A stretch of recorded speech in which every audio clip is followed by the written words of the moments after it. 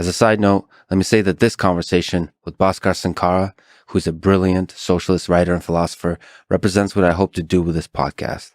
I hope to talk to the left and the right, to the far left and the far right, always with the goal of presenting and understanding both the strongest interpretation of their ideas and valuable, thought-provoking arguments against those ideas.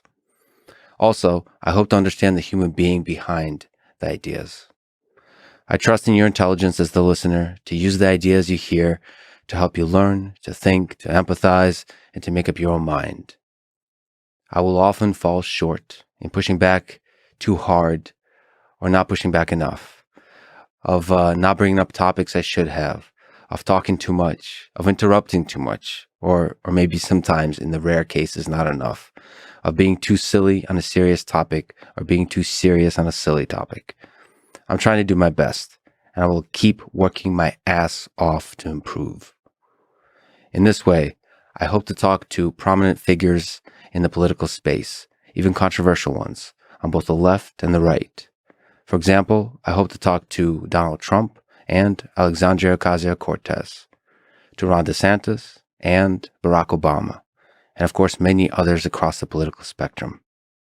I sometimes hear accusations about me being controlled in some way by a government or an intelligence agency like CIA, FSB, Mossad, or perhaps that I'm controlled in some way by the very human desire for money, fame, power, access. All I have is my silly little words, but let me give them to you. I'm not and will never be controlled by anyone. There's nothing in this world that can break me and force me to sacrifice my integrity. People call me naive. I'm not naive.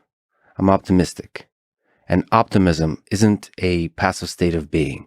It's a constant battle against the world that wants to pull you into a downward spiral of cynicism. To me, optimism is freedom.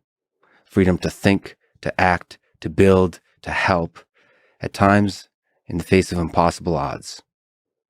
As I often do, please allow me to read a few lines from the poem If by Rudyard Kipling.